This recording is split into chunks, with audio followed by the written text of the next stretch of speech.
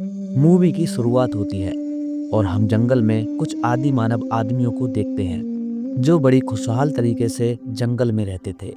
पानी की कमी होते हुए भी वे पानी की कमी को जंगलों में जड़ों की सहायता से पूरा करते थे। उन्हें दिन और टाइम से कोई मतलब नहीं था। वे जानते भी नहीं थे कि दिन क्या होते हैं और टाइम क्या होता है। इसीलिए उन्हें कालाहारी लोग कहा जाता था। जब वे शिकार पर जाते थे तो अपने तीर को अल्कोहल में डुबोते थे, जिससे जानवर कुछ दूर चलने के बाद सो जाता था। इसके बाद वे उस जानवर से माफी मांगते और उसे अपना भोजन बना लेते थे। उसी जंगल से 600 मील दूरी पर एक शहर बसा हुआ था, जहां सभी लोग टाइम और दिनों में उलझे रहते थे। यानी शहरी लोगों ने अपने जीवन को सरल बनाने के लिए जो फैक्ट्रियां बनाई थीं, वे लोग उसी में उलझे रहते थे। अपने जीवन को कैसे जीना है ये सब भी 15 साल बर्बाद करके सीखते थे। कौन से टाइम पर क्या करना है और कौन से टाइम पर खाना खाना है, शहरी लोग ये सब समय पर करते थे। लेकिन कालाहारी लोग इस मोह माया से काफी ज्यादा दूर थे। एक दिन जंगल के ऊपर से अचानक हवाई जहाज जा रहा था, जिसमें एक चालक ने बोतल यूज करने के बाद नीचे फेंक दी। कालाहारी लोगों को लगा कि वो बोतल ऊपर वाले ने उनके लिए भेजी है। वो उसे बड़ी गौर से देखने लगे और कबीले में उठाकर ले आए। सभी उस बोतल को देखकर काफी ज्यादा खुश हुए और उसे अलग अलग कामों में उपयोग करने लगे। लेकिन एक समय पर ऐसा लगा कि हर व्यक्ति को उस बोतल की जरूरत होती जा रही थी। यानी कालाहारी लोग उस बोतल के आदी होते जा रहे थे और इसीलिए उनमें बोतल के लिए आपस में लड़ाइयाँ होने लगी। कालाहारी ये देखकर समझ गए कि ये चीज बहुत बेकार चीज है और ऊपर वाले ने गलती से इसे नीचे भेज दिया है। इसीलिए वो उस बोतल को उठाता है और ऊपर की ओर गॉड के पास फेंकता है, लेकिन बोतल दोबारा से नीचे की ओर आ जाती है। ये देखकर कालाहारी लोग परेशान हो जाते हैं कि ये बोतल वापस क्यों आ रही है। इससे बचने के लिए वो उस बोतल को जंगल में ले जाता है और गड्ढा करके उस बोतल को नीचे दफना देता है। लेकिन रात होते ही एक हायना उसे कुरेद देती है, लेकिन तभी वहां पर जंगली सुअर आ जाता है और हायना उस बोतल को वहीं पर फेंक कर भाग जाती है। और अगले दिन वो बोतल एक बच्चे को मिलती है। वो बच्चा उस बोतल को गांव में लेकर आता है तो दूसरा बच्चा उससे बोतल मांगने लगता है और दोबारा से बोतल के पीछे उन दोनों में लड़ाई हो जाती है। कालाहारी ये देखकर उस बोतल को छीन लेता है और वे सभी लोग परेशान हो जाते हैं कि ये बुरी चीज हमारे खुदा ने हमें क्यों भेजी है। अब उन लोगों को कुछ समझ में नहीं आ रहा था कि इस बोतल का क्या करें। तभी उनमें से एक नेक्सा नाम का आदमी उनसे कहता है कि वो इस बोतल को पृथ्वी के किनारे पर फेंक कर आएगा। तभी बुजुर्ग कहते हैं कि तुम्हें किनारे पर पहुंचने में 40 दिन लगेंगे।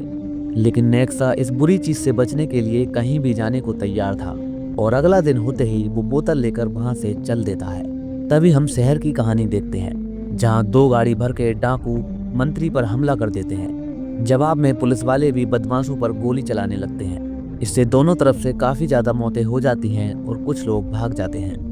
बाद में पता चलता है कि ये हमला मुख्यमंत्री को मारने के लिए किया गया था, लेकिन सौभाग्य से गोली कंधों में लगी थी। मंत्री उन डाकुओं को पकड़वाने के लिए पुलिस को आदेश देता है और उधर डाकू केले के बाग में छुपे हुए थे। वे केले के बाग में इसलिए थे ताकि उन्हें कोई देख ना सके और वे केले के पत्तों से खुद को ढक सकें। मुख्यमंत्री डाकुओं को पकड़ने के लिए हेलीकॉप्टर भेजता है। हेलीकॉप्टर देखकर सभी डाकू घबराने लगते हैं और अपने आप को छुपाने लगते हैं। पुलिस को डाकू दिखते ही पुलिस उन पर फायरिंग करने लगती है और जवाब में डाकू भी पुलिस के ऊपर फायरिंग करने लगते हैं। लेकिन डाकुओं के पास मिसाइल लॉन्चर था और वे उसकी सहायता से हेलीकॉप्टर को ब्लास्ट कर देते हैं। तभी नीचे से पुलिस के टैंकर उन पर हमला कर देते हैं। जान बचाने के लिए डाकू अपने गाड़ियों की सहायता से वहां से भाग जाते हैं। इधर नेक्सा बोतल को लेकर चले जा रहा था। तभी वो उस बोतल को दफनाने के लिए एक गड्ढा खोदने लगता है। तभी उसकी बोतल चुराकर एक बंदर ले जाता है। नेक्सा उस बंदर को समझाने लगता है कि ये बहुत बुरी चीज है, ये तुम्हारे परिवार में लड़ाई करवा देगी। कुछ देर बाद सुनने के बाद बंदर उस बोतल को नीचे फेंक देता है और नेक्सा अपनी यात्रा को दोबारा से कंटिन्यू रखता है। तभी हम एक जैक नाम के आदमी को देखते हैं, जिसका काम अलग अलग जानवरों का गोबर इकट्ठा करना और उसकी जांच करना होता है। जैक के साथ एक आदमी भी काम करता है जिसका नाम सक्कू था। सक्कू हमेशा जैक की गाड़ी को ठीक करने में लगा रहता था, क्योंकि जैक की गाड़ी काफी ज्यादा पुरानी और खचाड़ा थी। तभी जैक के पास फादर आते हैं और वो जैक को कहते हैं कि उनकी भांजी शहर से आ रही है और वो चाहते हैं कि तुम अपनी गाड़ी से उसे लेकर आओ। तभी जैक सक्कू से पूछता है कि क्या उसकी गाड़ी ठीक हो चुकी है। तो सक्कू कहता है कि किलिज और ब्रिक को छोड़कर गाड़ी बिल्कुल ठीक है। इसके बाद जैक उसी गाड़ी की सहायता से उस लड़की को लेने चला जाता है और वो नेक्सा के पास से गुजरता है। नेक्सा अचानक उठता है और वो डर जाता है कि आखिर चिल्लाने वाली चीज क्या थी। गाड़ी में किलिज और ब्रिक ना होने से जैक को काफी ज्यादा परेशानी हो रही थी और बड़ी मुश्किलों को पार करता हुआ वो गाड़ी को लेकर आगे पहुंचता है। दूसरी तरफ डाकुओं की गाड़ियां एक गांव में पहुंच जाती हैं और बंदूक की मदद से वे गांव का सारा राशन और तेल लूट कर ले जाते हैं। तभी वहां पर पुलिस की गाड़ी आती है और तेल भरने के लिए बोलती है, लेकिन गांव का आदमी उसको बताता है कि उसका सारा तेल चोर लूट कर ले गए। इधर जैक भी फादर की भांजी के पास गाड़ी लेकर पहुंच जाता है और बड़ी मुश्किल से पत्थर लगाकर गाड़ी को रोकता है। लड़की ये देखकर काफी ज्यादा सोच में पड़ जाती है। तभी जैक लड़की को कार में बैठालता है और उसके साथ बैठकर घर की ओर चल देता है। जैक अपनी गाड़ी को कहीं पर भी बंद नहीं होने दे रहा था, क्योंकि गाड़ी अगर बंद हो गई तो कभी नहीं चलेगी, ऐसा उसे सक्कू ने बताया था। इसीलिए जब भी पोल आता तो गाड़ी से पहले उतरता और गाड़ी को रोकता। इसके बाद पोल का दरवाजा खोलता, इसके बाद गाड़ी को वहां से पार करता। लड़की ऐसी हरकतें देखकर काफी ज्यादा डर रही थी। तभी हम नेक्सा को देखते हैं जो एक ऐसे आदमी के पास पहुंचता है जो कि वहां पर अपना खाना पका रहा था। तभी नेक्सा को बंदूक दिखती है और वो उसे उठा लेता है और उसे उठाने के बाद वो उस आदमी से बताता है कि ये लकड़ी कौन से पेड़ की है। वो आदमी उसके हाथ में बंदूक देखकर डर के मारे भागने लगता है और साथ में नेक्सा भी उसके साथ भागता है, क्योंकि नेक्सा को लगता है कि ये बुरी चीज देखकर वो आदमी भाग गया है। तभी जैक की गाड़ी अचानक से एक नदी में रुक जाती है और वहीं पर बंद हो जाती है। लड़की को जैक पर गुस्सा आता है। तभी जैक लड़की को अपनी गोद में उठाकर नदी पार करवाता है, लेकिन लास्ट में जाकर उसका पैर फिसल जाता है और लड़की पानी में गिर जाती है। लड़की ये देखकर जैक को बिल्कुल पागल समझने लगती है और बाहर आने के बाद वो अपने कपड़े चेंज करने लगती है। इधर जैक भी अपने कपड़े चेंज कर रहा था। तभी वहां पर जंगली सुअर आता है, जिससे डरकर जैक लड़की की तरफ भागता है, लेकिन लड़की समझती है कि जैक उसे छेड़ने आया था, इसीलिए वो जैक से दूर रहने के लिए बोलती है और उस रात को वे दोनों वो रात जंगल में ही गुजारते हैं।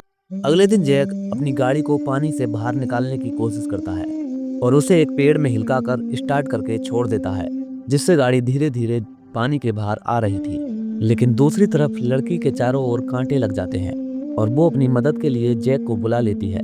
जैक जितनी देर में उसके कांटे निकलता है, गाड़ी पानी से बाहर निकलकर पेड़ के ऊपर टंग जाती है। जैक जैसे ही बाहर आता है तो अपनी गाड़ी को पेड़ के ऊपर टंगा हुआ देखता है। तभी लड़की के पास अचानक से नेक्सा पहुंच जाता है और वो लड़की को ही परमेश्वर समझने लगता है और बोतल को दिखाकर उसे वापस लेने को इशारा करता है, लेकिन लड़की उसे बोतल लेने को मना कर देती है। तभी नेक्सा की मुलाकात जैक से होती है। नेक्सा जैक को एक और परमेश्वर समझता है और वो उस बोतल को जैक को वापस करता है, लेकिन जैक उसके ऊपर ज्यादा ध्यान नहीं देता है, बल्कि अपनी कार के ऊपर देता है। तभी अपनी छोटी गाड़ी लेकर सक्कू वहां पर पहुंच जाता है और सक्कू को नेक्सा की भाषा अच्छे से आती थी। सक्कू जैक से कहता है कि ये तुम्हें बोतल वापस करने को बोल रहा है, लेकिन जैक कहता है कि मैंने उसको बोतल नहीं दी और इससे कह दो कि ये जहां मन करे वहां फेंक आए। नेक्सा ये बात सुनने के बाद काफी ज्यादा उदास हो जाता है। उसे लगता है कि परमेश्वर उससे कह रहे हैं कि वो बोतल को पृथ्वी के किनारे पर खुद फेंक कर आए।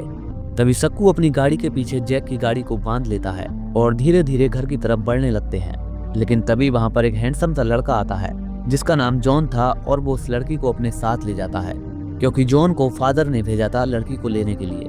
तभी अगले दिन सक्कू कहता है कि तुम्हें उस लड़की के पास जाना चाहिए और उसे बताना चाहिए कि तुम बिल्कुल पागल नहीं हो। जैक रेडी होकर लड़की के पास चला जाता है, जहां लड़की एक स्कूल में पढ़ा रही होती है। लेकिन जैक की एक बहुत बड़ी कमजोरी थी कि वो लड़की को देखते ही उसका दिमाग काम करना बंद कर देता था। वो जैसे ही लड़की के सामने आता है तो बहुत सारा काम बिगाड़ देता है। सारे बच्चे जैक की मजाक उड़ाने लगते हैं। वो क्लास में बहुत सारा सामान तोड़ फोड़ कर देता है और लड़की को जूते देने के बाद वापस चला जाता है और घर वापस गुस्से में आता है। सक्कू समझ जाता है कि आज भी जैक कुछ न कुछ काम बिगाड़ कर ही आया है। तभी हम नेक्सा को देखते हैं, जिसे बहुत सारी बकरियां घास चढ़ते हुए दिखती हैं, क्योंकि नेक्सा को अब भूख भी लगी थी। इसीलिए वो एक बकरी को अपना नशे वाला तीर मार देता है और उसे अपने भोजन के लिए तैयार करने लगता है। तभी वहां पर बकरियों का रखवाला आता है और नेक्सा को बकरी मारने के लिए उल्टा सीधा बोलने लगता है, लेकिन नेक्सा समझ रहा था कि वो अपना खाने का हिस्सा मांग रहा है। बकरियों का रखवाला थोड़ी देर बाद पुलिस के साथ लौटता है और पुलिस वाला बकरी को मारने के जुर्म में नेक्सा को अपने साथ पकड़ कर ले जाता है। नेक्सा को कुछ भी समझ में नहीं आ रहा था कि आखिर उसके साथ क्या हो रहा है। तभी नेक्सा को कोर्ट में लाया जाता है। नेक्सा वहाँ इतने सारे लोगों को देखकर खुश हो जाता है। सबके सामने बोलता है कि उसने खाने के लिए बकरी को मारा था। नेक्सा को नहीं पता था कि जेल क्या होती है और सजा क्या होती है, और जज नेक्सा को 4 महीने की जेल कैद करता है। सक्कू ये बात जैक को आकर बताता है और दोनों आपस में सलाह करते हैं कि वो नेक्सा को जेल में नहीं रहने देंगे बल्कि अपने साथ रखेंगे। और अगले दिन को सक्कू नेक्सा के पास पहुंच जाता है और पुलिस से गुजारिश करता है कि बाकी की सजा वो उसके घर पर काम करके काटेगा। पुलिस इस बात से राजी हो जाती है कि नेक्सा जैक के यहाँ काम करेगा। गाड़ी की मदद से वे नेक्सा को अपने यहाँ पर ले आते हैं। इसके बाद वे उसे खाना देते हैं और सक्कू उससे बातें करता है। सक्कू जैक को बताता है कि ये लोग बहुत सीधे होते हैं। तभी वे डाकू लड़की के स्कूल में पहुंच जाते हैं और वहां जाकर लड़की के साथ साथ बच्चों को भी किडनैप कर लेते हैं और पुलिस वालों को चेतावनी देते हैं कि अगर पुलिस वालों ने फायरिंग की तो वे सभी बच्चों को मार देंगे। सभी डाकू बच्चों को अपने चारों तरफ चलाते हैं ताकि कोई भी उनके ऊपर फायरिंग ना कर सके। तभी जॉन को ये बात पता चलती है। जॉन पुलिस में था और वो डाकू को कैसे भी करके पकड़ना चाहता था। दूसरी तरफ जैक, सक्कू और नेक्सा अपना काम करने के लिए जंगल में आए हुए थे। जैक जैसे ही अपना लेंस लगाता है तो उसे जानवरों के साथ साथ वहां पर कुछ पुलिस वाले दिखते हैं जो कि खाना लगा रहे थे। जैक को समझ में नहीं आता है कि पुलिस वाले खाना क्यों इकट्ठा कर रहे हैं। तभी नेक्सा जैक को बताता है कि वहां पर बहुत सारे लोग हैं। तभी जैक अपने लेंस से देखता है कि वहां पर डाकुओं ने सभी बच्चों को किडनैप कर लिया था और साथ में उस लड़की को भी जो जैक के साथ आई थी। सभी डाकू और बच्चे एक जगह पर रुक जाते हैं और उनमें से डाकुओं का सरदार एक बच्चे को पहाड़ की ओर भेजता है और उससे कहता है कि वो पुलिस वालों को इशारा करे कि वो और भी खाना पहुंचाएं। लड़का जैसे ही पहाड़ी पर जाता है तो उसकी मुलाकात जैक से होती है। वो जैक को सारी बात बता देता है कि उन्हें किडनैप कर लिया गया है। तभी जैक सक्कू के साथ प्लान बनाता है कि कैसे भी करके डाकू से बच्चों को छुड़ाना होगा। तभी जैक नेक्सा को अपना प्लान बताता है कि जैसे वो अपने तीरों से जानवरों को बेहोश करता है ऐसे ही उसे डाकुओं को बेहोश करना पड़ेगा। नेक्सा समझ जाता है और एक बच्चे की ड्रेस में उस टोली में शामिल हो जाता है। वो एक एक करके सभी डाकुओं को अपनी सुई लगाता है। सभी बच्चे नेक्सा की ये करतूत देखकर काफी ज्यादा हंस रहे थे, लेकिन नेक्सा चुपचाप अपना काम कर रहा था। अपना काम करने के बाद वो लड़की को जैक की पर्ची दे देता है जिस पर लिखा था कि बच्चों को लड़की पहाड़ों के पीछे ले जाए। सभी डाकू एक एक करके सोने लगते हैं और जैसे ही सभी डाकुओं को नींद आ जाती है लड़की अपने बच्चों के द्वारा उनकी गन को उठवा लेती है और उन सभी बच्चों को पहाड़ के पीछे छुपने के लिए बोलती है। तभी उन्हें 2 डाकू देख लेते हैं जो कि ताश खेल रहे थे और जिनको नेक्सा अपनी सुई नहीं लगा पाया था। वे दोनों डाकू बच्चों और लड़की पर फायरिंग करने लगते हैं, लेकिन जवाब में लड़की भी इधर से फायरिंग कर रही थी। तभी उन्हें बचाने के लिए जैक और सक्कू आ जाते हैं। जैक एक पत्थर उठाकर पेड़ पर मारता है और पेड़ से डाकू के ऊपर सांप गिर जाता है और इसी के बीच जैक उस डाकू को किडनैप कर लेता है, जबकि दूसरा डाकू एक खुजली वाले पेड़ के नीचे बैठा हुआ था। जैक पेड़ पर गोली चलाता है। पेड़ से निकला दूध डाकू के ऊपर गिर जाता है जिससे डाकू अपने आप को खुजाने लगता है और जैक के द्वारा पकड़ लिया जाता है। तभी वहां पर जॉन आता है और सभी बच्चों को अपनी गाड़ी में बिठाकर वहां से ले जाता है। जैक को लगता है कि जॉन लड़के के सामने ज्यादा हीरो बन रहा था, जबकि बचाया तो सबको जैक ने और नेक्सा ने था। इसके बाद नेक्सा अपने घर जाने के लिए बोलता है और जैक और सक्कू से विदा लेने के बाद वो अपने रास्ते पर चला जाता है।